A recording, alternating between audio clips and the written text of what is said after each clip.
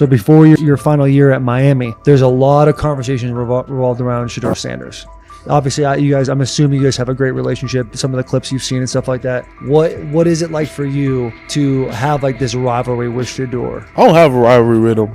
That's my boy. So at the end of the day, this whole process, we thought me and him were gonna be 1 and 2 the whole time. Whether he's 1, I'm 2. Whether I'm 1, he's 2. And so that's just always been, our mindset. It didn't go that way. I thought he was one of the better quarterbacks in the draft as well, even throughout college. A lot of stuff out there on him ain't really, the truth, just because they spin it different ways. Like they spin stuff about me different ways. But I mean, when he gets his chance, become a starter, I know he's gonna make the most of it. And I'm ready to get back to work with him, after the season, talk some more stuff to him. Cam Ward directly challenged the uneven standards applied to Shedeur Sanders, calling them inconsistent and unfair. By insisting that performance, not politics, guide evaluation, he shifted the discussion from one player to a league-wide problem. Sanders' treatment now serves as a test of how the NFL supports and evaluates emerging quarterbacks. I feel a special relationship with him, especially me. First getting to know him 5 years ago when I started working with him. But it did surprise me because he's a good quarterback. He doesn't get a lot of the credit that he deserves. Especially the plays that he made in Colorado. A lot of quarterbacks in the country are making those plays. So when he gets this opportunity, I'm pretty sure he'll have it soon today. He'll make sure he'll make plays on the field. Cam Ward's public challenge to the treatment of Shedeur Sanders brought the issue into clear view. For months, discussion around Sanders has centered on his profile, major compensation, a prominent Nike deal, and the expectation to stabilize a struggling franchise. Rather than a standard evaluation of a top prospect, he has faced sustained skepticism from analysts, fans, and league voices. Ward's comments underscored that the standards being applied to Sanders diverge from those used with other rookies. By stating it directly, he did more than support another quarterback. He identified a broader problem in how the league responds to young players with significant visibility. The takeaway is direct. Assessments should reflect on-field performance and development, not external narratives. A generational talent. I'm gonna prove him right. I'm gonna prove him right, don't worry. Oh my God. An article came out today. I'm generational. So I guess it's article versus article. I like that you think that, man. But we all know the truth. What? Trav gonna be first? You generational, I'm legendary. That's cool. We can be legendary. Legendary, get their ass. We'll start going in like 5 minutes. Shedeur Sanders entered the league with more than a playbook. He brought a public brand, a family legacy, and expectations unusual for a first-year quarterback. Before his first regular season throw, he was already positioned at the center of attention. Rather than assess him on that reality and his on-field ability, many voices reduced him to marketing, treating visibility as proof of hype instead of performance. Cam Ward pushed back on that framing. His point was simple: judge Sanders by the same criteria applied to other rookies. With Sanders' resume, production, leadership, and composure, most first-year quarterbacks would be discussed as long-term cornerstones. The evaluation should be consistent, focused on development and results, not perception. This is the process with Shedeur, who I know is a buddy of yours, and how do you think both of you guys will end up doing in the league? I think we'll both end up being one of the best quarterbacks in the league. I just think the work that me and him are willing to put in, the relationship we have to constantly compete each and every day, to better our craft, for ourselves. I just think it's gonna end up paying off for us in the long run. Do you guys kid each other about who's going first, and how much does that matter to you? Yeah, we play around, we joke around with it. Really don't mean nothing. The draft pick will never mean anything. At the end of the day, you got to show whether you can prove each and every Sunday. You can't just do it 1 year. Disrespect shows up in two patterns. First, Shedeur Sanders is repeatedly framed through his father, Deion Sanders, as if lineage erases his own work. Discussion drifts to pedigree instead of what the film shows. Second, his visibility is treated with suspicion. His audience reach, partnerships, and ability to lift ratings are labeled hype rather than recognized as value. Instead of acknowledging that he drives demand and expands the stage for his team, critics call it an unfair edge. The result is a skewed evaluation. Star power is held against him while on-field production gets pushed aside. The standard should be consistent. Assess the tape and the development, not the last name or the attention it brings. Well, Ward were microfacts. Cam Ward's remarks went beyond defending Shedeur Sanders. They confronted how the league manages star power. The reality is simple. The NFL markets visibility, but resists it when a player doesn't follow the expected script. Rookies are supposed to be quiet, deferential, and grateful for limited leverage. Sanders arrived with leverage, brand reach, major endorsements, and confidence. And that presence was recast as entitlement. Instead of treating those factors as earned advantages, much of the commentary used them to diminish him. Ward called out that contradiction. The same influence the league sells to audiences is criticized when a young player exercises it. His point is a standards problem, not a personality dispute. Evaluate Sanders on his preparation, leadership, and results. Don't penalize him for having a platform or for using the leverage that the modern NFL itself helps create. Now it sounds like the Cleveland Browns are going to all but imprison Shedeur Sanders in the football sense of a very talented rookie quarterback who obviously needs reps, who needs an opportunity, and who now, barring some miraculous luck, will not get the opportunity to play in a single real game. I'm sure many around the NFL are celebrating as we speak. They are chuckling about this. Many in the NFL wanted to teach Shedeur and his daddy. Cleveland became the center of the conversation. With Shedeur Sanders attached to a major Nike partnership, the expectation was straightforward. He should be given real game reps.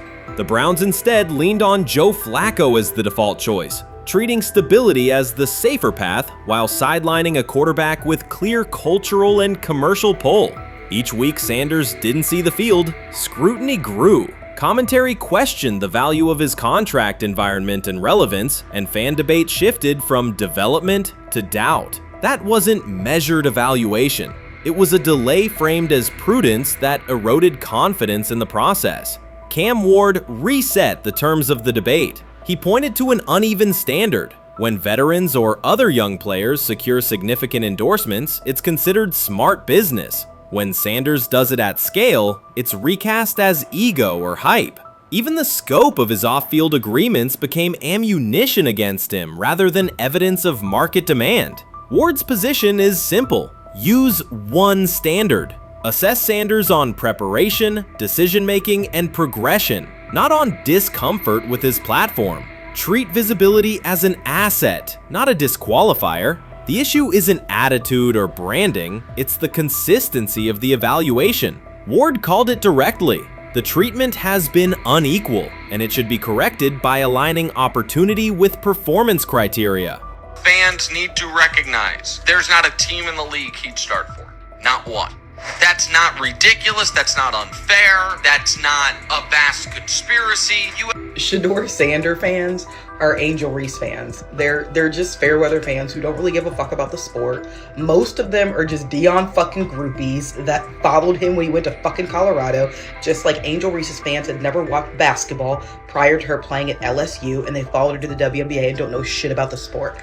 That's it. Now Dion fucking groupies are running around acting like, oh, this is payback to his dad. The timing is pivotal. Shedeur Sanders isn't trying to blend into the league's background. He's shaping the agenda. He drives debate segments, fuels short-form highlights, and moves merchandise at a pace most rookies never approach. By the metrics that define modern attention, he is the draw. Yet, a segment of observers continues to undercut him, not because of shortcomings on tape, but because of discomfort with how prominent he already is. Urban Meyer's roster history underscores the absurdity. Meyer coached Aaron Hernandez, whose off-field crimes are well documented, along with other players entangled in assaults, academic misconduct, and more. Yet Feinbaum singled out Newton, a national champion, Heisman Trophy winner, and NFL MVP, as the worst. This selective condemnation is not new. When Deion Sanders recently suggested implementing an NIL salary cap to restore competitive balance, Feinbaum dismissed the proposal and called Sanders a hypocrite rather than engage with the substance. The pattern repeats. Feinbaum routinely targets Cam Newton, Deion Sanders, Jameis Winston, Lamar Jackson, outspoken black athletes and coaches, while extending grace to figures such as Nick Saban, Kirby Smart, Dabo Swinney, or Tim Tebow under similar circumstances. Newton is no longer content to remain silent while others distort his story. In response, he laid out an accurate chronology, highlighting facts the commentary networks rarely repeat. One long-standing myth is that Newton was expelled from the University of Florida. He was not. Tim Tebow held the starting job unchallenged, and Meyer had no intention of displacing his star. Like thousands of athletes each year, Newton transferred to find a place where he could play. The move was strategic, not disciplinary. He is, with 3-2-2-5-3-17 to transfer to and Moorbeck, Meyer was. Critics habitually resurrect the 2008 laptop incident to tarnish Newton's entire career. Newton has acknowledged the mistake, but its relevance is overstated. The incident did not prompt his transfer, nor did it derail his trajectory. After leaving Florida, Newton enrolled at Blinn College, a Texas JUCO powerhouse, and led the Buccaneers to a national championship while posting dominant statistics. That performance earned him the opportunity to transfer to Auburn. At Auburn, Newton produced one of the most extraordinary single seasons in collegiate history. More than 4,000 yards of total offense, 50 combined touchdowns, an SEC title, a national championship, and the Heisman Trophy. Achievement compressed into a single year under intense scrutiny. Even that landmark season is recast by Feinbaum as a cautionary tale. He claims Newton ignored head coach Gene Chizik by diving for a goal line touchdown when told to kneel, jeopardizing the game. In reality, Newton explained that the decision was a collective adjustment made in the huddle after reading the defense. While Auburn still held timeouts, the Tigers maintained control and secured the championship. Portraying that moment as reckless serves to recast Newton's success as selfishness rather than leadership. Feinbaum's approach to Sanders reflects the same dynamic. When Sanders urged a structured NIL ceiling to protect athletes and stabilize rosters, Feinbaum immediately labeled him hypocritical. Yet when Saban or Sweeney voice identical concerns, Feinbaum frames them as thoughtful guardians of the sport. The inconsistency reveals that the determining factor is not the argument but the identity of the speaker. Unapologetic black leaders who control their narratives, challenge entrenched hierarchies, and Feinbaum's commentary often functions as a check on that influence.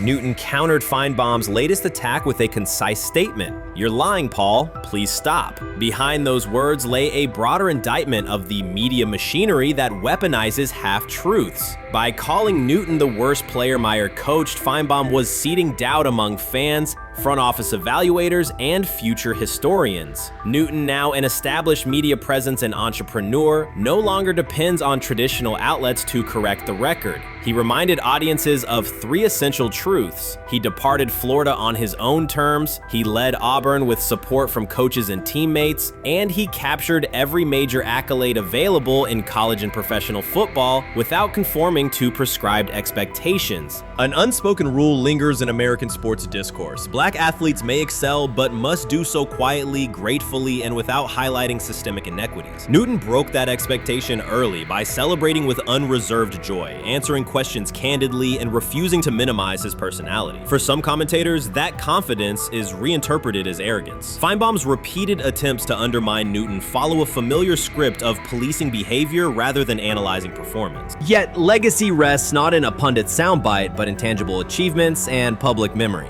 Newton's resume, Heisman winner, national champion, NFL MVP, speaks for itself. Millions of fans witnessed his impact on Saturdays and Sundays. Countless young quarterbacks saw someone who looks like them redefine the position's possibilities. The same is true for Sanders, whose player-first coaching philosophy and media savvy continue to influence college football's direction. Feinbaum's commentary cannot erase these realities. Newton, Sanders, Winston, Jackson, and others have already secured their places in football history. By publicly confronting misinformation, Newton set a precedent for athletes who now possess the platforms and technology to present their stories unfiltered. The microphone no longer belongs exclusively to legacy broadcasters. Newton holds it now, and he intends to keep it. A decisive shift that reduces the gatekeeper's influence and ensures that accomplishments are judged on merit rather than narrative manipulation. The 2025 NFL Draft was expected to be Shedeur Sanders' moment. Many projected him as a top 10 talent and a headline quarterback in one of the most discussed college football storylines in years. Instead of walking across the stage on the first night, he waited through 3 days without a call. There was no celebration, only silence. When the phone finally rang at pick no. 144 in the 5th round, it was the Cleveland Browns. With that selection, the financial outlook changed dramatically. The Sanders family believes this was not a typical draft slide, but the result of coordinated action. They are pursuing a $100 million lawsuit alleging collusion across parts of the league.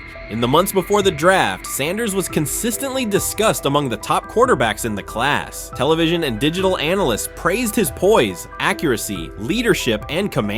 Scouts highlighted a 74.1% completion rate, record-setting stretches at Colorado, and his rise from an HBCU star to a national figure. Consensus expectations placed him in the 1st round or early 2nd. Draft night unfolded differently. As picks accumulated, there was little indication that his name would be called. The atmosphere at his private gathering shifted from anticipation to doubt. When the Browns selected him late on day 3, projections for his first contract dropped from an estimated range in the mid-$30 million to approximately $4.6 million, with corresponding reductions in likely endorsements and long-term positioning. According to Deion Sanders and others close to the family, this was not about performance, injury, or conduct. They argue it was coordinated. Attorneys were contacted immediately. The allegation is straightforward. Sanders' value was suppressed intentionally. The family's position is that this was a calculated decision within parts of the league, not an isolated set of evaluations. The legal claims focus on communications that, if authenticated, could be significant: internal emails, text messages, and owner-to-owner conversations.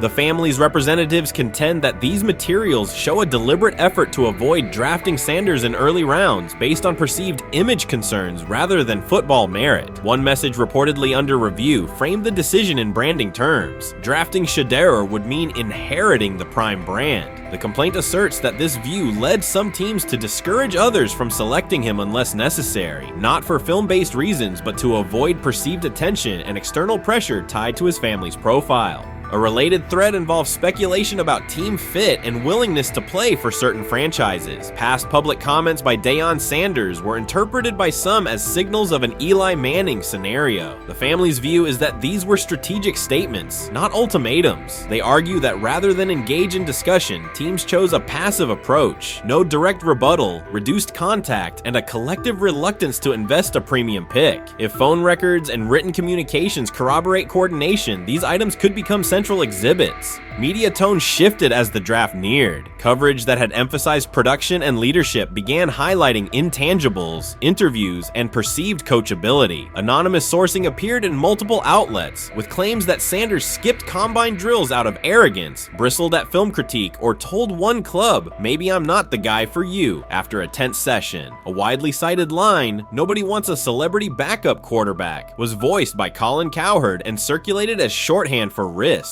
The Sanders legal position is that these narratives did not arise organically, but reflected a coordinated leak pattern that undermined his market value. The family's contention is that this was primarily about control and compliance rather than football ability. They point out that Sanders did not fail a drug test, was not suspended, and did not produce poor athletic testing. His college resume included elite stretches and significant program elevation at 2 stops. The legal claim asserts that the league's power structure resisted a high-profile player aligned with a high-profile parent coach and an independent media presence. The allegation is that teams sought to avoid the perceived complexity that would come with selecting him early. The financial impact is a core component of the damages claim. Had Sanders been selected late 1st or early 2nd round, projected 4-year compensation would likely have fallen between $30 to $35 million, with immediate access to higher-tier endorsement opportunities and the brand leverage that accompanies a franchise quarterback designation. As a 5th-round pick, the initial contract value is a fraction of that total, and associated off-field opportunities are typically narrower. The suit reportedly seeks not only lost salary, but also the broader economic value linked to draft position, sponsorships, licensing, and the visibility that accelerates an early career trajectory.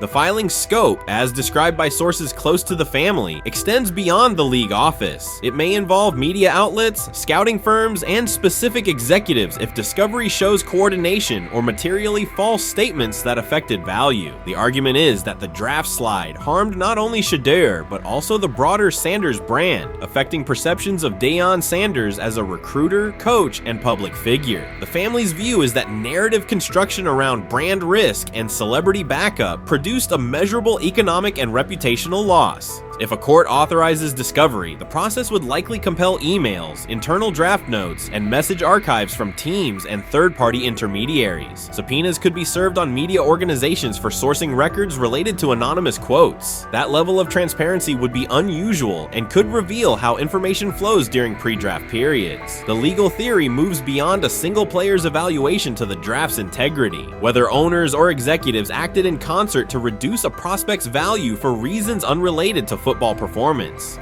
The league has not publicly addressed these specific allegations. Background comments from executives characterize the claims as overreach. The family's camp maintains they have documentation sufficient to proceed. The comparison points referenced by observers include Deflategate, Spygate, and the Colin Kaepernick grievance, not because the facts are the same, but because of the potential scope, policies, practices, and the balance of power between the league and individuals challenging its processes. Another dimension of the dispute involves how the NFL perceives Deion Sanders, Coach Prime, and the autonomy he promotes. He built a large media footprint around his programs at Jackson State and Colorado, elevated his players' profiles, and spoke openly about fit and leverage. The family contends that this visibility, combined with statements about preferred destinations, triggered resistance. The complaint frames the response as a preference for compliance and predictability over independent branding and public negotiation. The suit also addresses the pre-draft decisions that critics point to: skipping the Senior Bowl, declining full workouts at the NFL Scouting Combine, and candid interviews about team fits. The family characterizes these as strategic choices commonly made by top prospects, not evidence of entitlement. Their view is that similar decisions by other players did not produce the same narrative because those players fit more comfortably within league expectations. The risk calculus is clear. Bringing a suit of this magnitude invites professional consequences. The family acknowledges that some within the league may react negatively. Their position is that the principle at stake, transparent and fair valuation, warrants the risk. The message they intend to send is that manufactured narratives and coordinated devaluation should face scrutiny, particularly when they affect earnings, opportunity, and reputation. If the case advances, several outcomes are possible. The court could find insufficient evidence of coordination, limiting the scope to individual judgments protected as opinion. It could also find enough to proceed to broader discovery, which would have implications beyond one player, including potential changes to how teams document evaluations and how media handle anonymous sourcing close to the draft. Agents might push for reforms, including clearer guardrails around leaks and standardized prospect communication records. For now, Sanders is working within the Browns structure. He has avoided public escalation beyond confirming focus on preparation and development. The lawsuit is a separate track managed by counsel. This dual approach, professional routine on the field and legal action off it, reflects the family's strategy. They intend to contest the process they believe harmed him while meeting club expectations day to day. The core allegations remain consistent across their statements. A talented quarterback saw his draft value suppressed by coordinated behavior tied to branding concerns and public positioning rather than football merit. Media narratives amplified that shift, and the result was a substantial, quantifiable loss. The remedy sought includes compensation and a measure of accountability that could deter similar conduct. Whether the claims are ultimately proven will depend on documentation and testimony. If emails, texts, and call logs substantiate coordination, the impact could be significant, prompting policy review around pre-draft communications and media engagement. If not, the case may narrow to disputes over opinion, perception, and the gray areas of scouting. Either way, the filing signals a willingness to confront entrenched practices and to test in court how far the process extends beyond film and interviews. This situation has moved from speculation to litigation. It addresses control, image, and power in a system that influences careers and compensation. It also underscores how public narratives can shape market outcomes. Sanders' path now has two tracks: earning opportunities on the field in Cleveland and seeking redress off the field for what the family views as an avoidable and orchestrated loss. The questions at stake are larger than one draft slot. They touch on how the league values independence, how information is weaponized, and what recourse exists when a player believes the evaluation moved from football to optics. The answers will emerge through practice reps and, potentially, through discovery and a courtroom record. You can't fire the owner because he can't fire himself. Yeah, someone's head's going to roll, unfortunately, in this situation, and it's probably Stefanski and Barry. I saw on The Athletic. I don't think that's fair, by the way. Stefanski, that part. I agree. I was saying the other day on my podcast that Barry should be fired And I said I wouldn't fire Stefanski, but a couple of people made the point of saying, well, if you fire the GM, you got to give him a chance to hire his own coach, which is fair. That's true. So I would fire Berry. I would hire a new GM. If that GM thinks Kevin Stefanski's a good coach, wants to stick with him. Right. The situation in Cleveland has escalated with the NFL. Sources indicate GM Andrew Berry is prepared to move on from head coach Kevin Stefanski if he refuses to elevate Shedeur Sanders. The Browns are weighing a major quarterback change. Leadership appears to be aligning behind Sanders and pushing for immediate action. This is a high-stakes decision about control and the team's direction. I think it's unfair for me to comment in I guess, maybe on behalf of the industry. All I can say is this, the time that we spent with Shedeur, and what he's done throughout his college career is impressive. He's an impressive young man. He's a really good quarterback. Sometimes, fit comes into play. And I'd also say this, there are 4 more rounds of the draft. And then maybe lastly, it's less about where you get picked and what you do after you get picked. That's really the most important thing. Getting to know him over the course of the spring, he has a ton of resolve. Andrew Berry appears to be at a breaking point. Pressure from fans and within the organization to play Shedeur Sanders is intensifying. Berry is pushing for a move towards Sanders, while head coach Kevin Stefanski remains cautious about altering the depth chart. The divide is clear. One side wants acceleration, the other a measured rollout. The organization is under heavy scrutiny, and the focus has shifted to when, not if, Sanders sees the field. Has the 4th highest odds of any head coach this season to be fired. He's clearly on the hot seat. It's been a discussion for really a couple years now, dating back to last season's 3-win season. And he's always had kind of hot and cold seasons. And now the sports books are saying he's 4th on the list.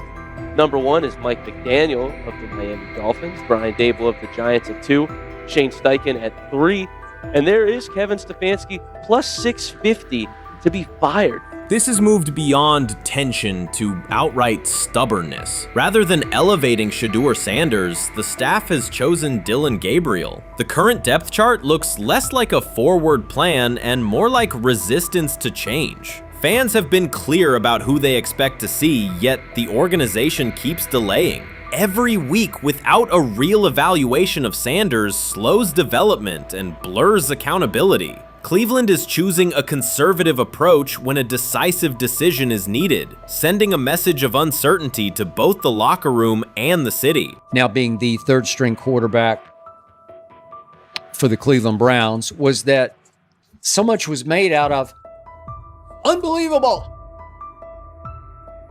He actually made the team as the 3rd-string quarterback. Like that was a big deal. Like that was somewhat of a surprise to a lot of people. He should have been the 1st pick in the draft. Kevin Stefanski appears to be doubling down to validate his approach. Despite sustained demand from Browns fans to see Shedeur Sanders reflected in chants, merchandise, and constant discussion, he continues to keep Dillon Gabriel in front on the depth chart. The decision functions as an assertion of control rather than a response to momentum. Even with clear signals from the fan base, Stefanski is staying with Gabriel and delaying a full evaluation of Sanders. It is a deliberate choice to maintain his plan and pacing, not to accelerate change. Cleveland is prioritizing continuity over recalibration, keeping any transition to Sanders on hold. But yeah, the Browns are in a tough spot. They have wasted. You traded a ton of high draft capital to get Deshaun Watson. You've gotten nothing out of Deshaun Watson and missed an opportunity. Who knows who they would have drafted? Now, maybe they would have screwed up those picks and the Browns would still be in bad shape.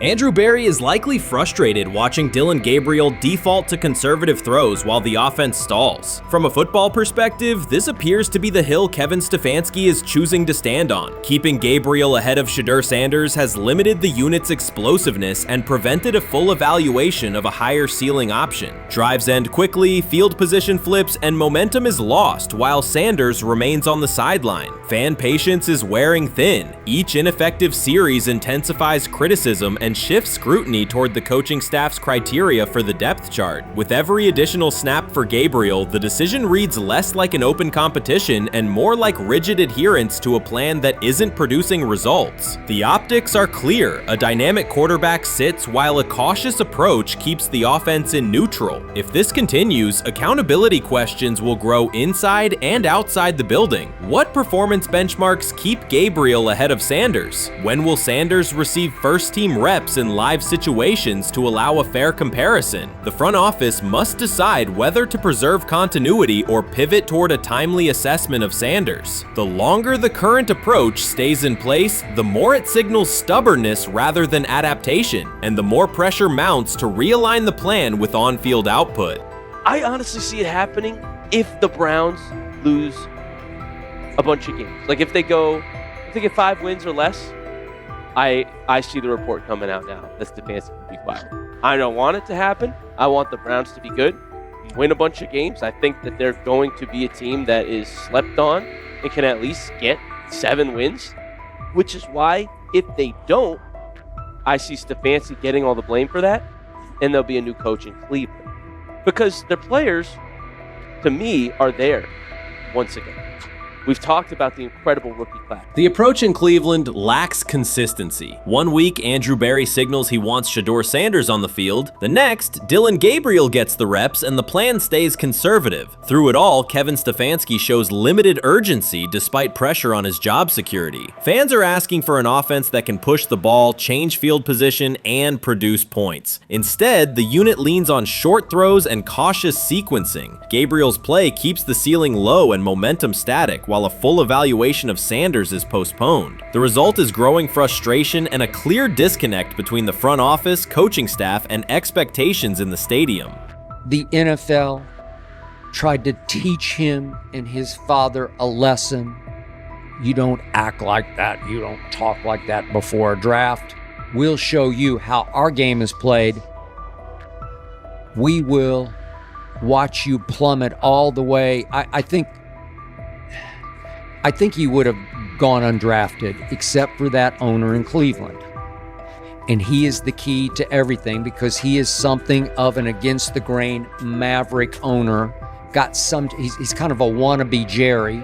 Fan speculation is growing. Some believe Kevin Stefanski lacks confidence in Shedeur Sanders. Others think he's prioritizing Dylan Gabriel for reasons unrelated to performance. A more extreme view claims Stefanski is manipulating outcomes to secure a buyout. Whatever the motive, the risk is clear. This approach is straining his relationship with GM Andrew Berry and alienating the fan base. Pressure is rising, Berry's patience is running out, and supporters have shifted from requests to demands. If the current plan continues, calls for a change in quarterback and accountability will intensify. This is exactly what he says. I'm told the footage of Shedeur Sanders meeting with the Giants is so bad that both the Browns and the Sanders family have threatened legal action if it is published. The New York Giants have released audio from their draft interview with Shedeur Sanders, and the disclosure has drawn intense public reaction. Fans want to know whether Sanders made critical remarks and why the Giants shared material that should have remained confidential. This situation revolves around an open microphone, contentious comments, and the broader implications of the leak. The New York Giants published a brief, edited segment from their interview with Shedeur Sanders and withheld the remaining footage. Observers are debating whether this was a strategic public relations decision or an attempt to discredit him. The team has offered no additional explanation, and many fans view the limited release as inadequate and potentially misleading. They are demanding full transparency and accusing the organization of orchestrating a negative narrative. While criticism of Sanders is vocal, his supporters are responding with equal intensity.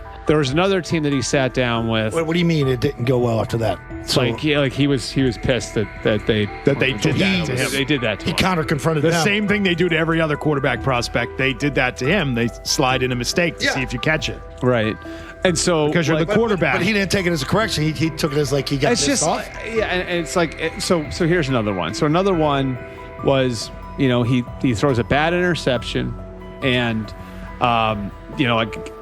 it was a deep throw early in the game, and he comes back and they go in the meeting, they show the interception. The Giants have released only a brief excerpt of the interview and are refusing to share the rest. Their decision has drawn criticism across TikTok, X, and Facebook, where many see it as a poorly handled public relations move. Fans are calling for the full recording to be published so the situation can be judged in its entirety. The GM is on film that the son, they asked the son last draft, yo, who you think I should pick? His son like, yo, you need to get the Jaden Daniels, big.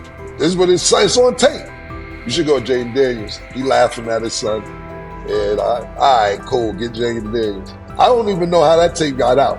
I wouldn't have let the get out. Shedeur Sanders appears unfazed by the situation. Although the Giants suggested he was more hype than substance, their handling of the interview has instead elevated his visibility. Analysts across major sports outlets are now discussing him more than before, keeping his name prominent in the news cycle. New York Giants, where these tapes at? You hear me?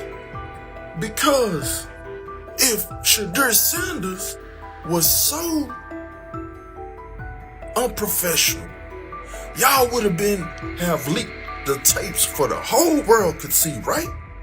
Cause understand, it's a lot of he say, she say. But one thing I do know, as a young black man growing up in this world, being straightforward and not sugarcoat anything. The Giants' PR team appears to reject Sanders' family connection outright, a decision many view as unprofessional and lacking nuance. Internal discussions seem to have dismissed quarterbacks with prominent relatives as poor fits for the organization, revealing limited awareness of public perception. The response was swift. A single edited clip ignited widespread debate on social media, with fans asking why essential segments were held back and what the team might be hiding. Critics argue that if the full interview contains nothing damaging, the club should release it in its entirety. Online discussion intensified immediately and continues to gain momentum. What they do during the film and the combine and the meetings is teams will install mistakes intentionally planted in the install, and they want you to catch them. Shedeur didn't, and when a coach called him out, once again, it didn't sit well. It's like, bro, there's not many teams needing quarterbacks, especially since Pittsburgh appears to have a deal with Aaron Rodgers and Tennessee's getting Kale Moore. The Giants' decision to withhold the full interview has produced an unintended result. Instead of diminishing interest in Shedeur Sanders, it has intensified it.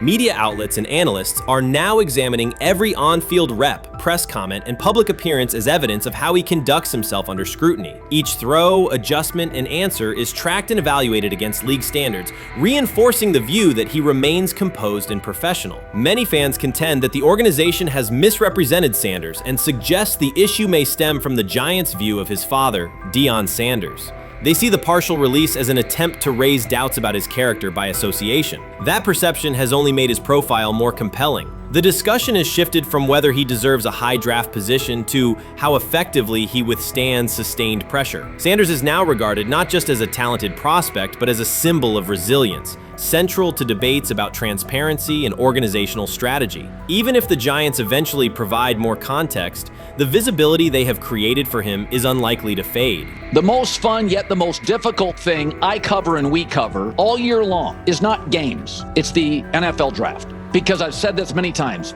you get lied to for a month to 2 months up to it. And so often during the draft, and every few drafts, there's a guy that really falls, precipitously falls. This year it was Shedeur Sanders, it's been Aaron Rodgers, it's been Dan Marino. Every few years somebody falls a lot. And so, but those stories don't come out until like the fall. Criticism of Shedeur Sanders from within the Giants organization has become increasingly public. Team communications appear focused on casting him as an overhyped prospect, whose character should be questioned, a narrative that seems aimed at shaping opinion rather than assessing performance. Yet each selective release or negative remark has instead amplified attention on Sanders and elevated his reputation. Efforts to confine him to a narrow, unfavorable image continue to produce the opposite effect, reinforcing his position as an underdog who endures external pressure. The debate has shifted from football analysis to broader concerns about narrative control and transparency. Fans, reporters, and online communities are still urging the Giants to publish the a full interview, arguing that only complete context can resolve speculation. The organization's refusal to comply has intensified scrutiny and led many observers to conclude that the team underestimated public reaction and now faces questions it could have avoided with full disclosure. The tapes,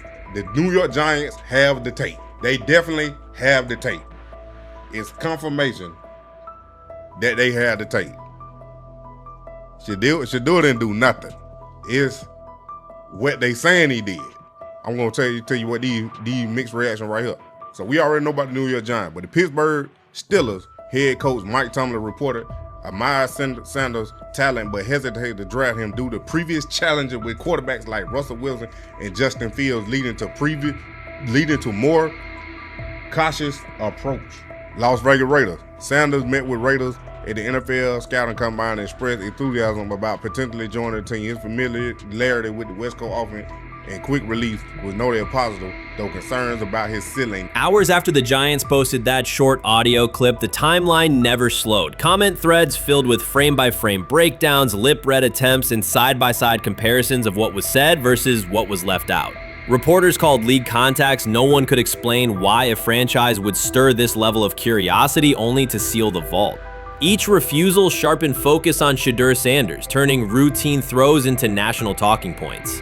Analysts kept circling back to the same note. His cadence at the line looks unchanged, steady against the noise. Hashtags demanding the full interview, trend drop, and trend again.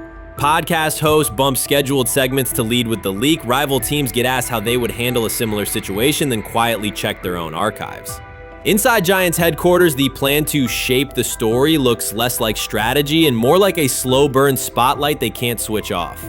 And now every preseason snap, every media availability, every stray sideline camera angle gets fed into a loop that asks, what are they still hiding? The file remains locked.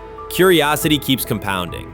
Until someone presses upload or steps to a podium and explains the redactions, the subject drifts away from depth charts and play design, fixing instead on secrecy, control, and the risk of underestimating how fast attention turns pressure into permanence.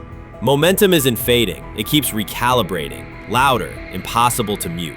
When he led college football in completion percentage and he threw almost 40 touchdowns for over 4,000 yards, how tall was he? Because they make it seem like he shrunk all of a sudden, RC. Oh, how lively was his arm? Because all I know is somebody did that. Somebody threw for over 4,000 yards, somebody threw for almost 40 touchdowns, and somebody led college football in completion percentage. Now, I'm trying to figure out, what I try to figure out all the time, Mel, is how a guy that hadn't played football in almost 5 months. Shannon Sharpe has publicly defended Shedeur Sanders and criticized those questioning him. Sanders has earned higher recognition and some fans are responding negatively. Although there's debate about whether he belongs on a second team list, Sharpe maintains that Sanders' career is clearly ascending. Reactions on social media are mixed. Some users are angry, others are surprised, and a few say they anticipated this result. The conversation remains active. When reports confirmed that Shedeur Sanders had been elevated from second team to near top tier status, Shannon Sharpe issued an emphatic response. He delivered a detailed rebuttal to critics, underscoring why Sanders deserved the promotion and directly challenging those who doubted the decision. I don't think that he was underprepared during these meetings. I don't believe any of these stories that he showed up arrogant and that he was bombing his interviews. I mean, you watch the film, he's on time, he's on point.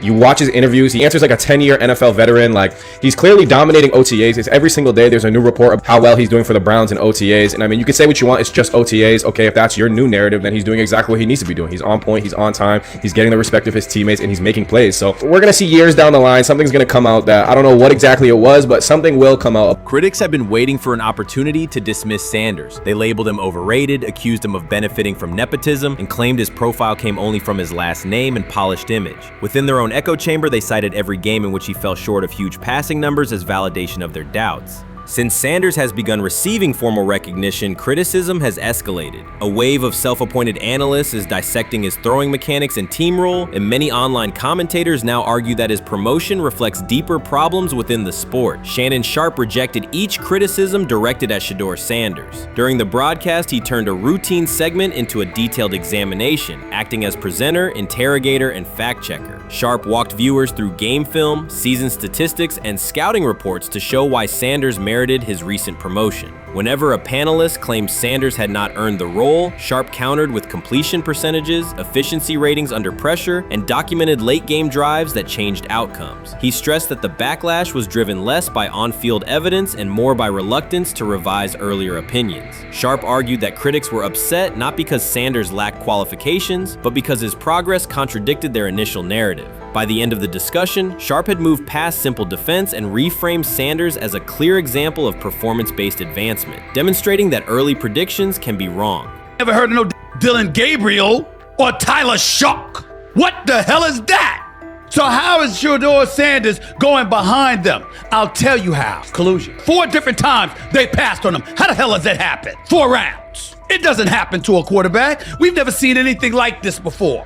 Shedeur Sanders with the watch. Shedeur Sanders with his bravado. Shedeur Sanders with this supposed arrogance or whatever. Shedeur Sanders' advancement did not happen by chance. While detractors questioned his resume online, he continued to prepare, attend every practice, and deliver accurate throws under pressure. The contrast between his output and the complaints directed at him has been stark. Some critics even argued the selection committee was, quote, biased toward performance, as if rewarding strong play were improper. Rumors quickly followed. Certain commentators speculated that a public relations push from the Sanders family must have influenced voters, suggesting everything from coordinated media strategies to alleged favors for coaches. None of these theories addresses the basic point. Sanders earned his promotion through consistent production, poise in the pocket, precise ball placement, and efficient decision-making. Shannon Sharp highlighted these facts during his response. He noted that Sanders' performance metrics justify the recognition and emphasize that resistance to the move stems more from prior prejudice than from substantive evaluation. For Sharp, the goal was clear: present the data, challenge unfounded claims, and correct the narrative. The discussion, therefore, became a broader statement about acknowledging merit and abandoning outdated assumption. Colin Cowherd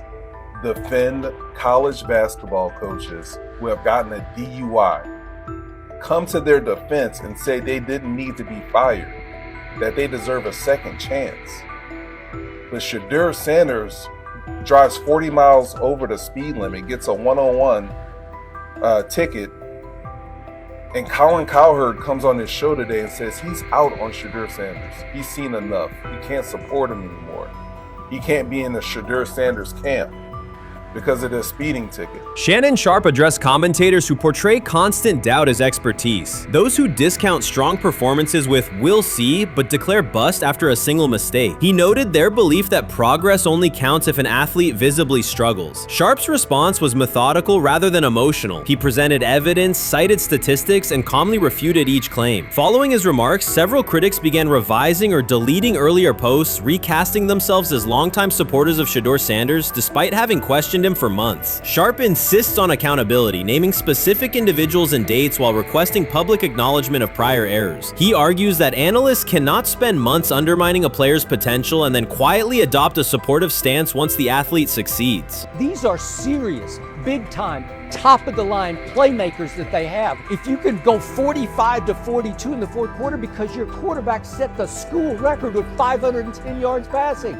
He was flawless. Shedeur is big time. I didn't know for sure, will it translate to the next level of competition? Yes, it might translate to the next level of competition as he can play. Critics who once claimed Shedeur Sanders was unprepared now hesitate to acknowledge their mistake. They resist retracting earlier comments and struggle to accept that an athlete can succeed without their approval. Sanders continues to share practice clips and game highlights without engaging the debate, while Shannon Sharp documents every dismissive remark, ready to revisit them on national television. The disapproval did not slow Sanders. It underscored his progress and exposed the gap between perception and performance. As a result, the conversation has shifted. Analysts who doubted him now describe him as undervalued and publish detailed evaluations of his mechanics and game management, suggesting long-standing familiarity with his career. In a matter of weeks, critics have recast themselves as advocates, demonstrating how quickly opinion can change when consistent results leave little room for doubt. Shannon Sharp signaled that his commentary is not over. He considers Sanders' advancement a positive outcome for every athlete who has been overlooked or criticized for having confidence. Sharp stressed that analysts do not have the authority to determine who deserves recognition based on personal preference. The reaction to Sanders' promotion, he he argued, revealed how quickly opinions can shift once results are undeniable. Sharp pointed out that many vocal critics became quiet when confronted with objective performance data. This exchange, Sharp insisted, reached beyond defending a single quarterback. It challenged the practice of dismissing achievements that do not fit familiar narratives. He reminded viewers that success does not require external approval and that consistent talent will surface despite online commentary intended to minimize it. While critics reconsider their positions, Sharp remains steady, assigning credit to the athlete and allowing the scoreboard to confirm the argument. In his view, the statistics speak clearly enough. Sharp also emphasized that the intensity of the backlash must be placed in context. College football is a volatile environment where unexpected outcomes are common. Therefore, declaring failure based on incomplete evidence only weakens the credibility of sports analysis. The discussion underscored the need for measured evaluation rather than reactive judgment. Dak Jackson and him and everybody else that we talked to have said that Shedeur looks good. He looks really good. Yes. He looks better. And we got Zach that say Dylan Gabriel ain't even an NFL quarterback. It's true. So how is it that this man can't get a rep with the ones, but that non-NFL quarterback can? We all what agree with sense that. does that make? Some observers now claim that recognizing Shedeur Sanders' strong performance undermines football's traditional standards, even though they previously argued he received coverage only because of his father. Faced with Sanders' current statistics, those critics are searching for explanations that fit their earlier narrative. The data have always been clear. Their earlier objections ignored that fact. Shannon Sharp is openly highlighting this reversal, comparing past negative remarks with Sanders' recent 400-yard games to demonstrate the gap between criticism and evidence. Sharp did not force these commentators to backtrack. He simply displayed their earlier claims alongside Sanders' results, allowing the contrast to speak for itself. He lied to us all when he said that this was going to be an open competition, a four-man open competition when it comes to the QB situation up there in Cleveland, in which, from the looks of it, all we've seen it be was a three-man race. The only people that has been getting reps in with the first team or with the veterans are Joe Flacco, Kenny Pickett, and Dylan Gabriel. We've never seen my boy Shedeur Sanders get a chance to get in. Even with him doing the things that he has been doing up there, he has yet to get in with the... Shedeur Sanders was caught off guard by Coach Kevin Stefanski's recent remarks, which have sparked talk of bringing in another starting quarterback. Commentators are debating whether Stefanski's comments reflect eroding confidence in Sanders or a brief lapse in judgment, but the rookie now faces intensified scrutiny over his role. The Browns, we got an analyst that says that Shedeur Sanders should have some kind of a ban? Banishment of some kind? Come again? Say what? For what? And we've got, this would be more troubling. If I'm a Browns fan, and this is where we're going to start, potential dissension in the ranks of the front office and the coach. And over what? Quarterback. When a program's headline quarterback suddenly becomes the subject of sideline murmurs and quiet searches for replacements, the situation is unmistakable. It's a breach of trust. Shedeur Sanders, the passer who put Colorado back in national conversations with his production and profile, has just received a clear message that his job security is in question. Coach Kevin, the assistant previously considered to be in Sanders' corner, made remarks that ignited speculation about changing quarterbacks. Fans, analysts, and even Deion Sanders are now reassessing the team's unity and its true plan for the position. The comment was no accident. It was a deliberate signal that the staff may soon elevate a backup. For perspective, Shedeur Sanders did not step into ideal conditions last season. He was sacked so often that Colorado could have dedicated a locker to every opposing edge rusher who reached him. Could I possibly go to bat for Kevin Stefanski as a great head coach? No, I couldn't. Could you go to bat against him, saying he's a horrible head coach? No, I can't. I think that's why we fall in the middle. I think that's why in a lot of these discussions, and that's why a lot of the rankings, you see him right now in that 15 to 20 range, somewhere in that middle pack of NFL head coaches. I've said earlier, Kevin Stefanski has already been given more head coaches than any coach I've ever seen in Cleveland.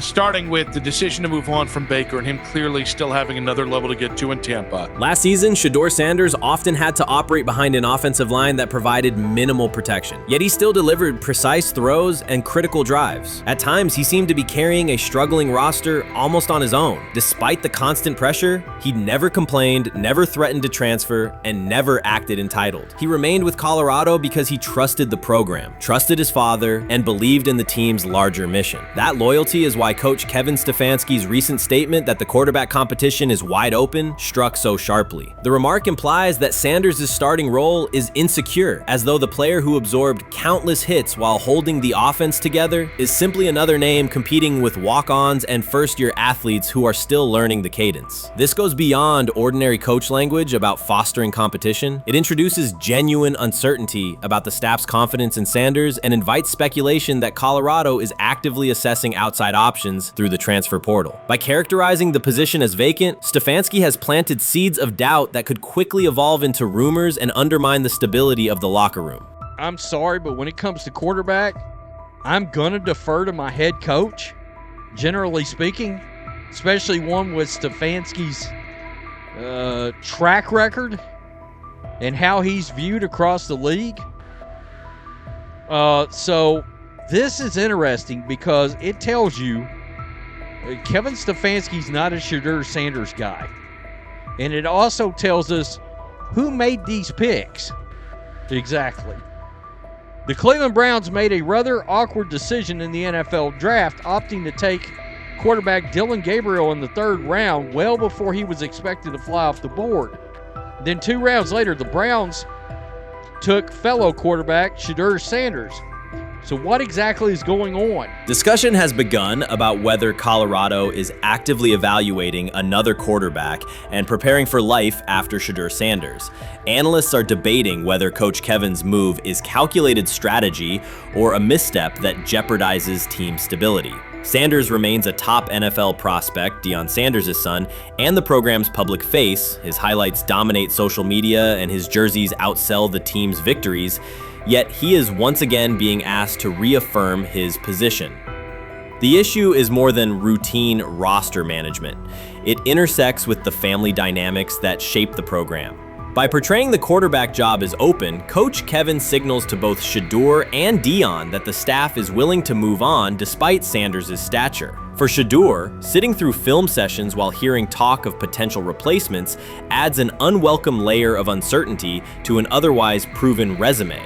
The decision may reflect a desire for a quarterback with a different profile, perhaps someone more mobile and system-oriented, rather than a dismissal of Sanders' accomplishments. Shedeur Sanders doesn't ask for excuses. He hasn't blamed limited reps, patched together receiver groups, or 4th-string offensive linemen struggling against Cleveland's second-team defense. He shows up, works, and demonstrates why he belongs. On day 3 of Browns training camp, for the first time since OTAs, he finally received something close to a fair opportunity. He lined up with the 2nd unit during an 11-on-11 period and made the most of it. In 8 plays, he did what he typically does when given a chance. He executed. He went 2 for 2 on a quick series, finishing with a decisive throw to tight end Blake Whiteheart that immediately caught the sideline's attention. There was no hesitation in his drop, no unsettled feet, and no panic. Just firm, accurate timing and clean operation. It raised an obvious question. What has taken so long for the Browns to evaluate him with a functional group? The story isn't only about one throw, it's about the delay before it. Sanders has been the guy for most of his football life, commanding high school programs, starring in the Southwestern Athletic Conference at Jackson State, then operating under national attention at Colorado. For the first time, he's been told to wait. He has treated that reality as part of the job rather than a setback. He has prepared like a professional since the moment he arrived, and on the 3rd day of camp in heavy heat, he let the football represent his case. While coverage focused on the veteran presence of Kenny Pickett and Joe Flacco, Sanders made an impression with minimal volume.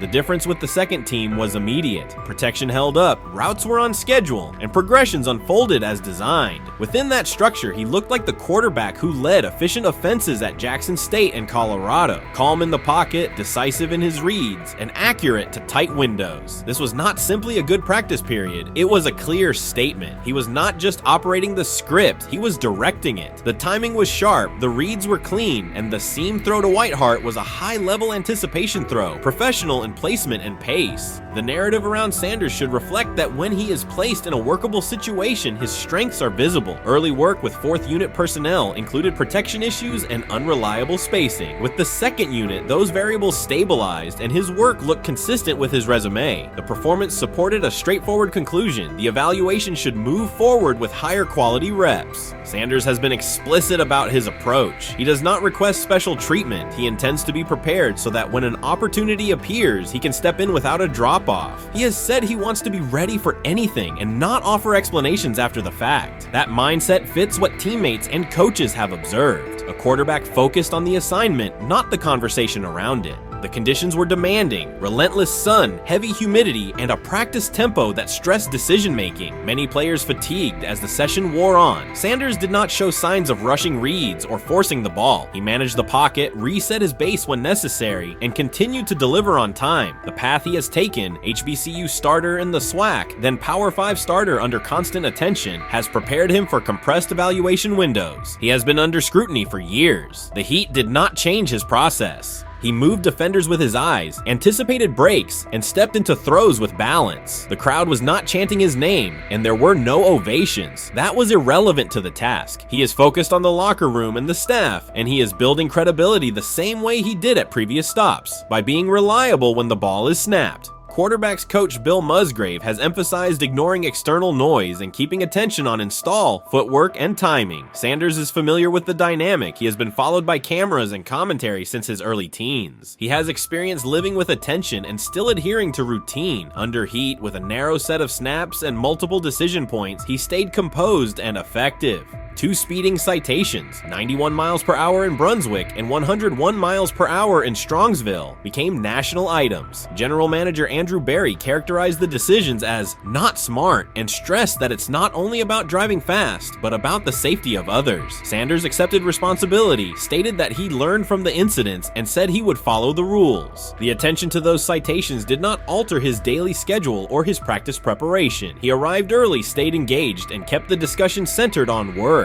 Away from the field, he spent time at Rainbow Terrace in Cleveland after a significant apartment fire, distributing supplies and checking on families affected by the incident. There was no formal media rollout around the visit. It was an instance of direct engagement with the community without publicity attached to it. That reflects the same approach he shows inside the building. Do the work first. Sanders treats each rep as if it might be his last for the day and his only chance to show a specific element on tape. He prepares for protections, cadence variations, route adjustments, and timing with a level of detail that compresses the learning curve. When he is not under center, he studies coverages from the sideline, charts plays, and reviews video before and after practice. He writes down the next day's calls so he can anticipate checks. He has referenced using virtual simulation tools to replicate snaps he does not receive physically. That is not a passive stance, it is an active attempt to reduce the distance between classroom and field. He is building relationships across the roster, not just with projected starters. He communicates with defensive backs to understand what they see and how they react to certain stems. He spends time with offensive linemen to align on cadence and protection calls. He connects with newer players away from the facility so that communication improves in practice. That is practical leadership, consistent, low visibility work that becomes obvious when the ball is snapped and the operation is smooth.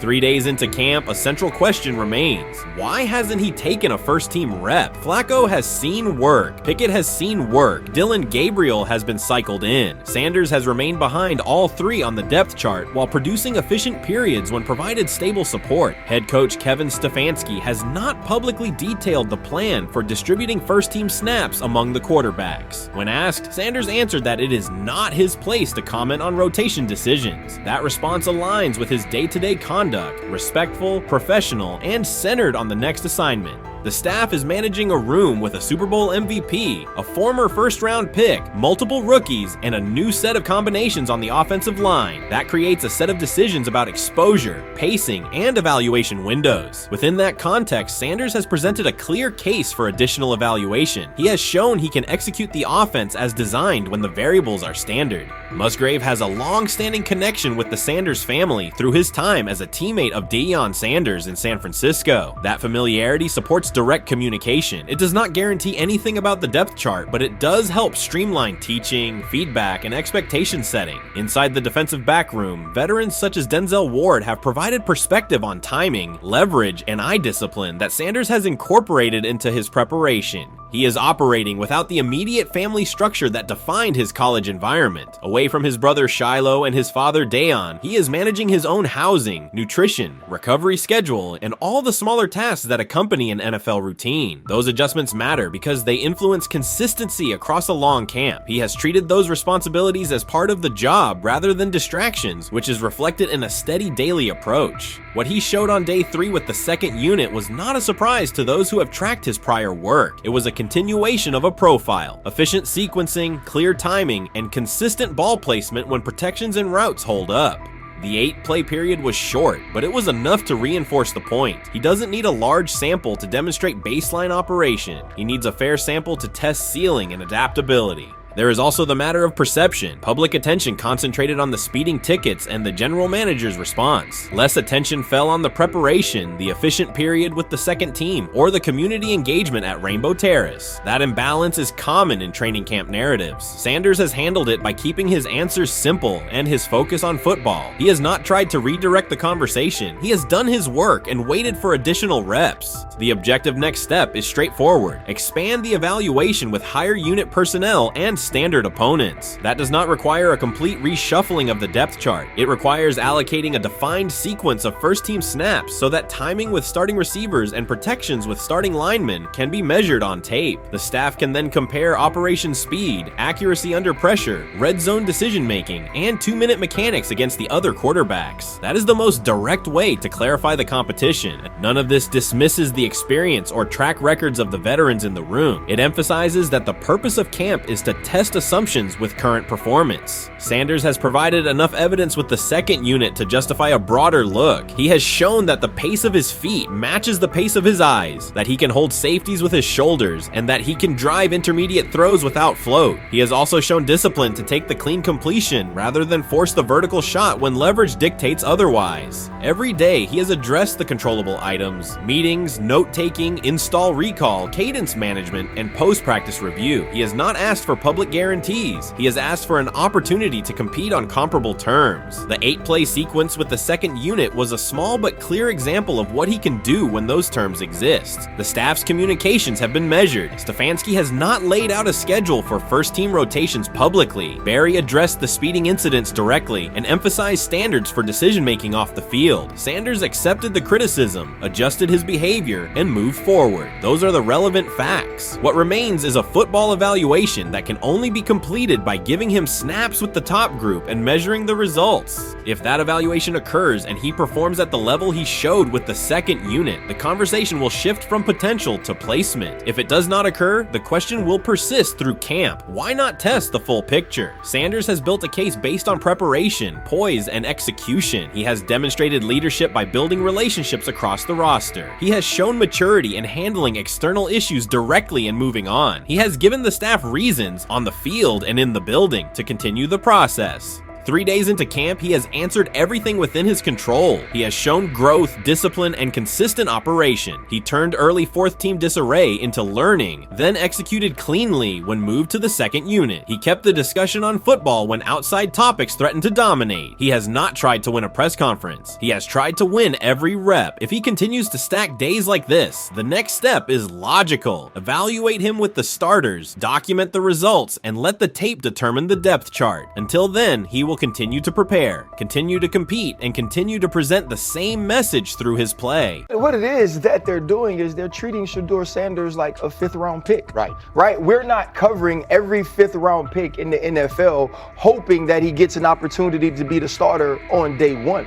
We felt like, oh my goodness, they got a diamond in the rough. Shedeur Sanders fell to the 5th round. They felt like they evaluated him there, and that's where they picked him. And they're playing the guy that they picked in the 3rd round over him because they evaluate him at a higher level than what they do Shedeur Sanders. And I get it. The Cleveland Browns are once again creating problems of their own. Their latest misstep centers on Shedeur Sanders. Ryan Clark and Dan Orlovsky have both noted that Cleveland is repeating the same mistakes. The team spent valuable draft capital and is now undermining that investment. This reflects a persistent issue in the organization's decision-making. It's not just a football decision, it's a pattern of self-inflicted setbacks. Habits and some of the traits that we saw show up in college were very prevalent this past weekend against the Rams.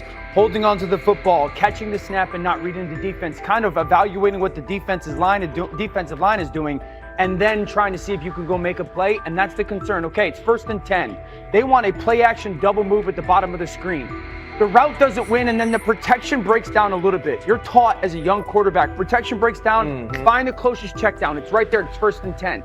He gets to like the 4th part of the... The Cleveland Browns have long carried a reputation for instability. Even when it appears they are turning a corner, the organization finds a way to create new problems. Momentum gives way to questionable decisions and progress stalls. The latest situation centers on Shedeur Sanders. It highlights recurring issues in leadership, planning, and execution. Instead of establishing a clear path forward, Cleveland risks undermining its own investment. There's a lot of players who feel like they should have been picked at a certain spot, should have been viewed in a certain way. But when you get on these teams, it's about developing the team, not doing what's individually best for a certain player. And that's what Kevin Stefanski has to do. And I get it. We want to say all the reasons why what's happening to him isn't right. But maybe we aren't right on the way that not only the entire NFL viewed him, but now the Cleveland Browns view him as well. Shedeur Sanders was not brought in to be a placeholder or a scapegoat. He is expected to be the long-term solution, a high-upside quarterback with the tools, poise, and Sanders' pedigree to elevate the roster. The focus should be on developing him and positioning him to lead the team forward. They sabotaged it. They rigged it against him today, putting him in with 3rd and 4th stringers, 5th stringers. You got no shot at quarterback. They threw him in because they didn't want him to make any more splash and put any more heat on Stefanski. It's a desperate, dangerous situation in which he's got no shot, man. He's throwing to Sal freaking Cannella. What? But he got sacked 5 times because he's hanging on the ball trying to make a play, and nobody can separate. Then it comes down to a couple of minutes are left, and Shedeur tries to go on the field, and Stefanski puts Tyler Huntley in place of him. Excruciating to watch. Shedeur Sanders brings accuracy at all levels, steady leadership, and the kind of composure that comes from handling pressure. Fans were energized, and the league was paying attention. For once, Cleveland had a credible source of hope at quarterback, then the familiar pattern returned. Instead of committing to a clear development plan, first-team reps, stable direction, and a defined timeline, the Browns introduced uncertainty and slowed his progress. Rather than building around him and giving Shedeur a direct path to lead, they split priorities and sent mixed signals. The result is momentum stalled at the very point it should be accelerating. I also can't blame anybody who says, I don't necessarily trust this coaching staff to develop a quarterback or to evaluate the quarterback position. They've made some really oddball decisions at this position over the last several years, and I don't blame anybody for questioning, do these guys actually know what they're doing? I don't think that's unfair at all. The thing I would say is that they're desperate. They're very desperate. Like the entire organization is desperate.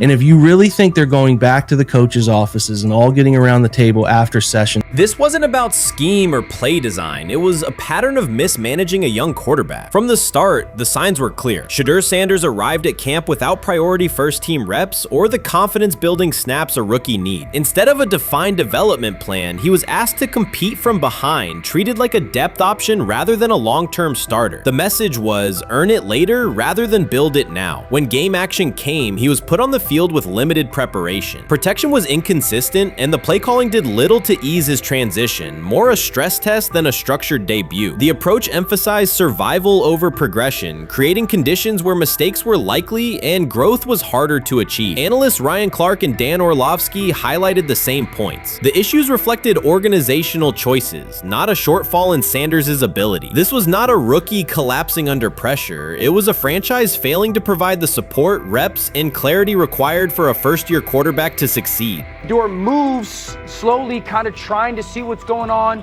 and then that creates that sack fumble. So a lot of the stuff that we just saw in college is a big deal. This ball gets snapped at the 48-yard line. Defense has won the rep. Play is dead. Throw the ball away. It's first down. But instead we run and it's a 2.5, 3-yard loss. So instead of being 2nd and 10, we're 2nd and 13, we're dead. Again, here's the opportunity to throw the juke route. Hold, scramble. So some of those things that I was and others were concerned about on the college tape showed itself again. This is not the end of the world though. This is part of his development.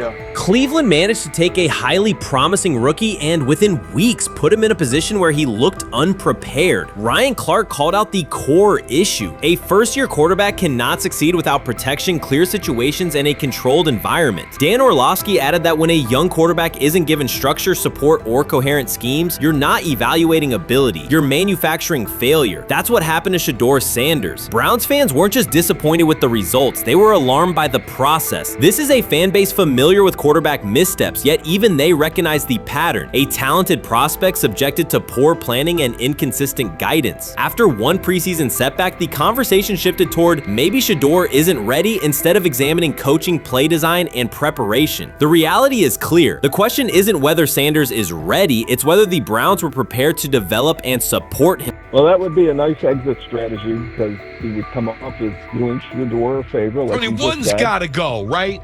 One's got to go, T, to clear this thing up. At some point, but I'm sorry, I know they don't care. If they were to trade Shedeur Sanders now after that preseason performance and he would go on to be good. The organization has cycled through quarterbacks for years, and the pattern is unchanged. Blame the player, protect the system, and repeat the same mistakes. Fans are split. Some argue Shedeur Sanders needs time and support, while others treat one rough outing as proof he isn't the answer. That division hides the real problem, the Browns' process. This isn't Shedeur failing, it's the team failing Shedeur. Across the league, successful teams create clear development paths. Kansas City brought Patrick Mahomes along behind a veteran and tailored the offense before handing him the job. Houston committed to CJ Stroud, built around his strengths, and let him grow with consistent direction. Smart teams invest, protect, and show belief. Cleveland did the opposite with Shedeur. Uneven reps, inconsistent protection, and unclear plans. Then question the outcome. That's not development, it's organizational mismanagement. These players have played a tremendous amount of football. Right. And I remember last year when Bo Nix came out of Oregon, we talked about all the easy throws Oregon creates. Right. The level of the skill players that are around him. And then we watched Bo Nix acclimate to the NFL game extremely quickly. I see a lot of those same traits in Dillon Gabriel. He gets the football out of his hands. He takes the throw that's available to him. He plays on time. And part of whether or not you get an opportunity to get on the field is the people that you're competing against. And I don't mean this in any disrespectful way to Shedeur, because I'm not only a fan, it's somebody I want to see succeed. The Browns will likely present this as part of a deliberate development plan, tough standards, resilience building, and testing a rookie under pressure. In practice, it isn't development, it's a damaging approach that undercuts growth. The organization has not shown a consistent model for nurturing young talent, and Ryan Clark and Dan Orlovsky highlighted that publicly. After Shedeur Sanders stumbled in a preseason game, the reaction was immediate. Headlines, polarized fan takes, and sweeping conclusions about his readiness. The front office offered little acknowledgement of the conditions he was placed in. Clark's point was direct. You do not evaluate a rookie by how he looks in a setup designed for failure. You evaluate him when he's properly supported. Orlovsky explained how poor coaching choices, protection, sequencing, and role clarity can quickly erode confidence and stall development. The issue was not Sanders' ability, it was Cleveland's process, which appeared disorganized and unprofessional for an NFL operation. How you feeling? I'm getting there. You see what I got on, right? That's why I was asking how you help for it. Yeah, I'm getting there. See? Brian, what did they have to do? I had blood clots. Okay. And they amputated, you know. But I work with it. Man. Yeah, I'm amputated. So I get that work done a couple times a day. Keep the blood circulating, blood flowing, but it's a new normal. And the best thing about here, we have a whole medical team on the second floor. Right. We have a whole medical floor, which is great. Deion Sanders is shaken, this time not by a hit on the field. In a sudden turn, Ryan Clark has uncovered a serious plot affecting Shedeur Sanders' NFL draft status, and the disclosure is reverberating across the sports community. What once looked like a simple scheduling delay may actually be a calculated effort to undermine Deion's son. The facts suggest intentional sabotage, a breach of trust, and repercussions that could be far-reaching. This is no routine football headline. It is personal, and Coach Prime did not see it coming. The sports world loves to celebrate underdogs, yet it often takes even greater pleasure in tearing down rising stars. Deion Sanders is witnessing that cycle now, not from the sidelines as Coach Prime, but as a father. The lights in Boulder remain bright, the cameras keep rolling, and Sanders still wears his gold watches, sunglasses, and natural swagger. Still, behind that familiar smile is a man carrying deep pain as criticism aimed at his son mounts daily. How much of that is opening press conference saying, okay, we are family, saying that he was sent to do certain things? Do you feel like people got attached to that, or it just was the fact that prime time is at Jackson State? It's prime time. If my son plays cornerback, I want him to be around, in my opinion, the best cornerback ever to touch the field. That's right. If my son played DN, I'd have to talk to you and tell me who's coaching the DNs. That's but right. I was sending my son to play for prime. His pain does not come from critics or losses, but from watching his son, Shedeur Sanders, get pulled into a system where politics outweigh performance. By every metric, arm strength, accuracy, field vision, Shedeur belonged in the top 3 of any NFL mock draft. Defensive coordinators who tried to unsettle him know he never flinches. He owns the unteachable leadership trait that turns strong prospects into franchise cornerstones. Then the narrative shifted. Draft boards that once placed him 2nd or 3rd slid him to 5th, then 12th, and eventually out of the 1st round on some lists. Analysts grew cautious, executives became vague. The statistics stayed strong, and the game film still proved his ability, yet the buzz evaporated. The abrupt silence felt deliberate and wrong. Former NFL safety and respected analyst Ryan Clark then delivered an unfiltered disclosure, not on a scheduled TV segment, but in an unscripted comment. He stated plainly that influential figures inside the league were not overlooking Shedeur Sanders. They were actively holding him back. The motive, Clark said, was political, and the real target was Deion Sanders, Hall of Famer, architect of Jackson State's resurgence, and the coach who turned a 1-11 Colorado program into a national headline. Deion's refusal to conform, wearing sunglasses indoors, dancing with players, speaking candidly, challenged an establishment that favors predictable images and rehearsed statements. According to Clark, that resistance to tradition was not forgotten. When Shedeur displayed the same mix of talent and confidence, concern spread through front offices and media circles. Questions about leadership style and attitude surfaced. Coded language for discomfort with a quarterback who mirrors his outspoken father. Clark's point was clear. The issue is not Shedeur's performance. If he had posted identical numbers at Ohio State or Alabama, endorsements and media specials would follow. Instead, interest cooled, because the Sanders family embodies a self-made identity the league cannot easily manage. Their visible pride and independent brand challenge a system that prizes control. And that threat, not football ability, is what Clark believes is suppressing Shedeur's draft stock. The rumors have ended. The decision is public. Cleveland Browns owner Jimmy Haslam has informed every level of the organization that unless an unforeseen injury intervenes, Shedeur Sanders will start at quarterback in week 1. The announcement is not an informal suggestion or a quiet push in the background. It is a direct order. Multiple independent reports, amplified most visibly by Colin Cowherd, confirm that Haslam delivered the directive himself. From the owner's viewpoint, the logic is simple. No one else on the roster offers the same combination of talent, leadership, and long-term upside. Joe Flacco is approaching the twilight of his career. Kenny Pickett has shown flashes but remains inconsistent. Dillon Gabriel, taken in the 3rd round, is a developmental project. By contrast, Haslam believes Sanders can alter the franchise's trajectory immediately, and he refuses to allow internal hesitation to stall that possibility. The standoff traces back to April. General manager Andrew Berry and head coach Kevin Stefanski entered the draft wanting a low-profile prospect who would fit quietly into the existing depth chart. They prioritized scheme familiarity, modest public attention,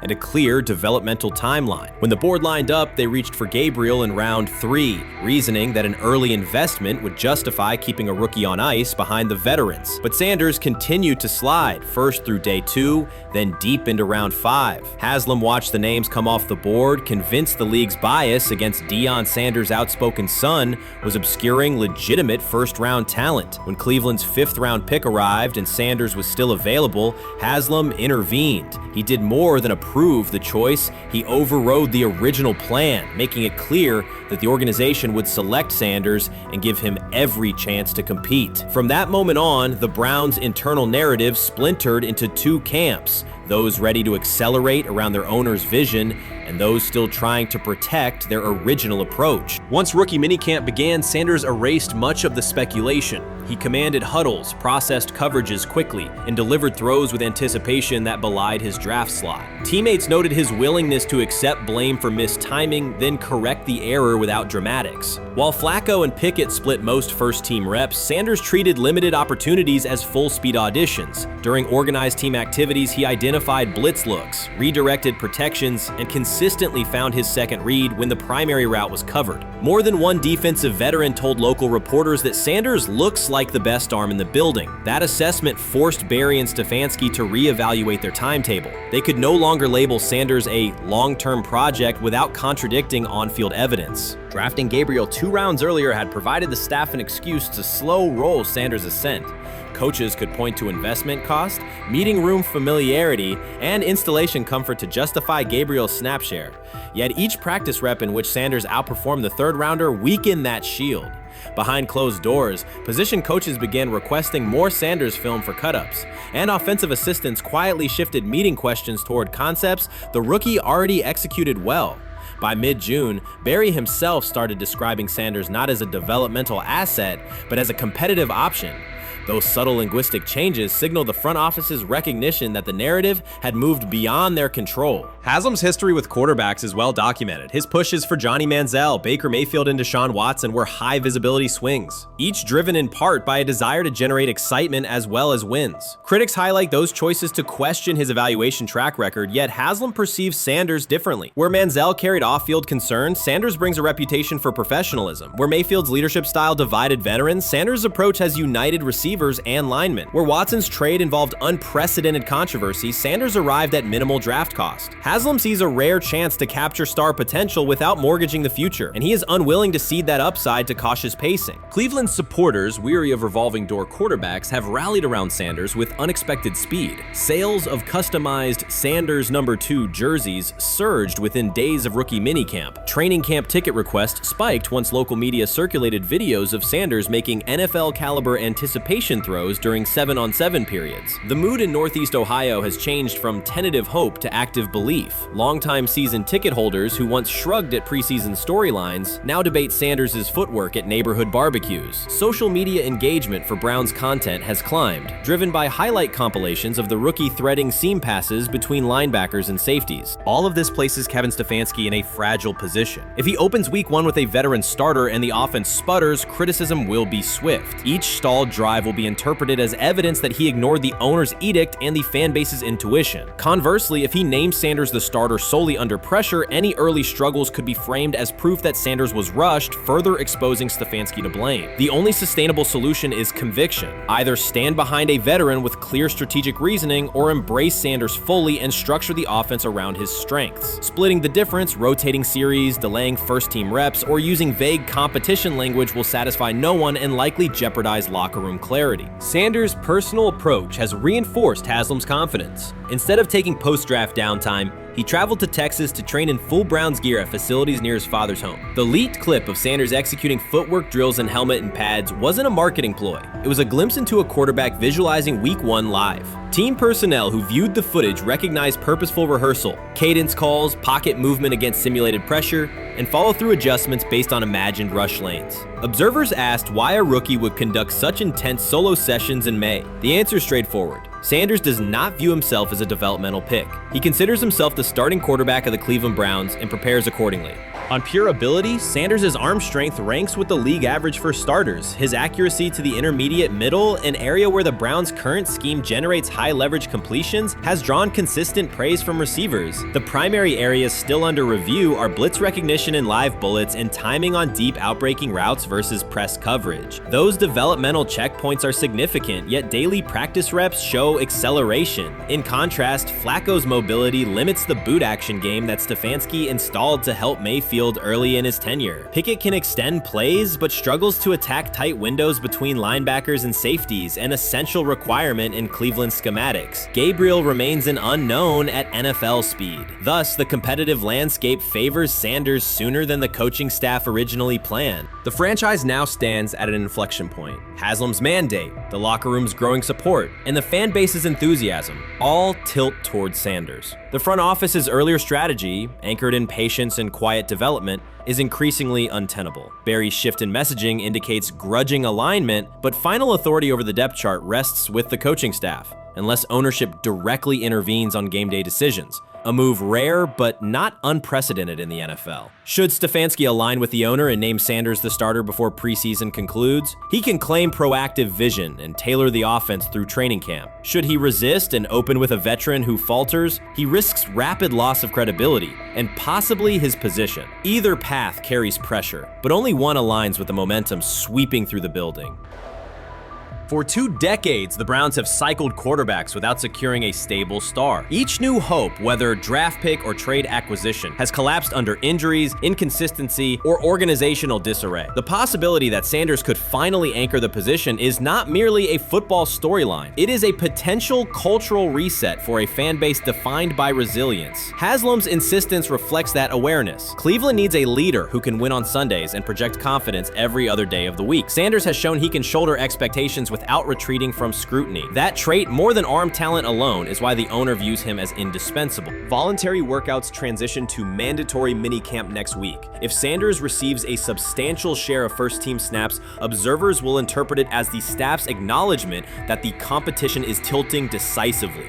A public declaration may not follow immediately, but every rep allocation is a signal. If, however, the staff continues funneling most top unit snaps to Flacco or Pickett, tension will escalate. Local media will question the evaluation process. National analysts will debate the merits of letting a rookie learn through live action versus controlled practice. Inside the facility, players will recognize any disconnect between performance and opportunity, and unity could fray. The Browns have reached a decisive moment. Shedeur Sanders has demonstrated the skill, poise, and work ethic to justify starting in week 1. Jimmy Haslam has publicly positioned him as the future, and by implication the present of the franchise. Kevin Stefanski and Andrew Barry must either endorse that vision or brace for the consequences of delaying it. For Cleveland fans, the significance is clear. A legitimate chance to exit the cycle of quarterback uncertainty and rally behind a signal caller capable of commanding the field and galvanizing the city. Whether that opportunity is seized promptly or postponed will define the Browns' 2025 season and likely the tenure of the decision makers involved. They have never loathed college football itself. They have resisted the people determined to reshape it. When Deion Sanders, black, direct, unapologetic, walks into a room of power brokers and speaks with authority instead of deference, critics recoil. During his playing days, they complained about celebrations and gold chains. Now that he is a head coach, mentor, and father, they label him something more polite, but just as dismissive, a problem.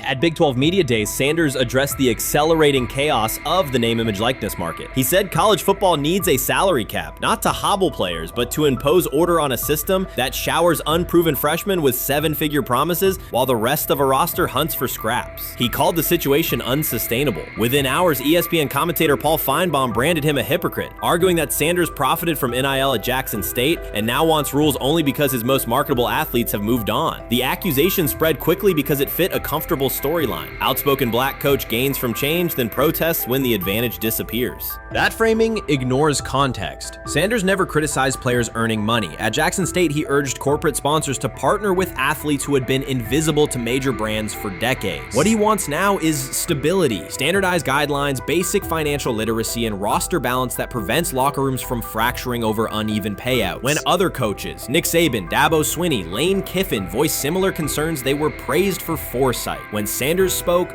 the tone shifted to suspicion. The difference is not the message, it is the messenger. Feinbaum's response followed a familiar script. When black leaders question the structure of the sport, their motives are interrogated, their credibility attacked, and their competence doubted. He did not level the same charge at Jimbo Fisher when Fisher complained that NIL disturbed recruiting. He stayed silent when Kiffin lamented the transfer portal. But Sanders, who raised enrollment and television ratings at Jackson State, brought unprecedented attention to Colorado in one season and consistently mentors players beyond football, was called opportunistic. Feinbaum dismissed the cultural impact Sanders created, the exposure for historically black colleges, the draft pick analytics developed, the infrastructure improved, reducing his work to a marketing stunt dependent on star sons Shedeur and Shiloh or two-way standout Travis Hunter. Sanders did not retaliate. He returned to practice, media obligations, and recruiting. His confidence is rooted in faith and in the responsibility he feels toward young athletes whose lives will extend decades beyond their highlight clips. When he asks for NIL boundaries, he is thinking about freshmen handed large sums without guidance,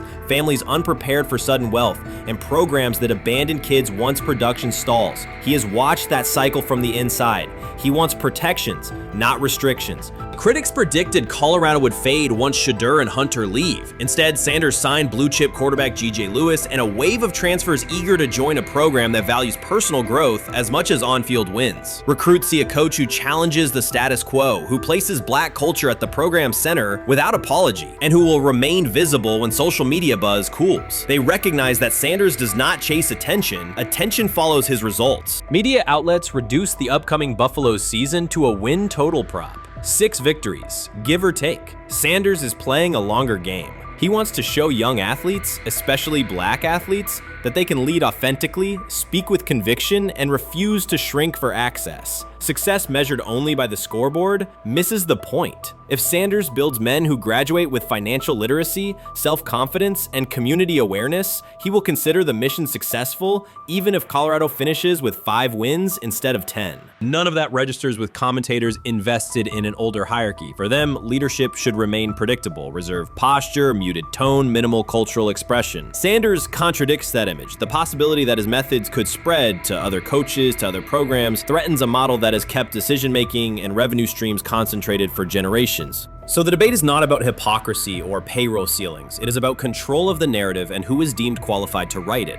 Sanders refuses to surrender that authority. He knows order is necessary. He also knows whose voices have been ignored whenever real reform is discussed. By speaking plainly, he forces television panels, athletic directors, and conference commissioners to confront issues they would rather defer: financial education, equitable resource distribution, and consistent national standards. Whether Colorado exceeds betting lines this fall will not change the trajectory Sanders has already set. He made Boulder relevant, energized recruiting beyond traditional power corridors, and broadened college football's cultural reach. That influence will persist long after social media debates cool. If his call for NIL structure eventually becomes policy, as the NCAA and Congress now contemplate, Feinbaum's soundbite will fade, while Sanders' imprint endures. In the end, accusations of hypocrisy say more about the accuser than the coach. Sanders has remained consistent: empower athletes, hold adults accountable, and inject stability before unchecked money corrodes the locker room. The people who stand to lose clout in that environment prefer the chaos they can manipulate. Sanders prefers a system that nurtures the players who make the sport worth watching. His advocacy is rooted in experience, not self-interest, and his critics will have to decide whether to engage with that reality or keep shouting from the sidelines.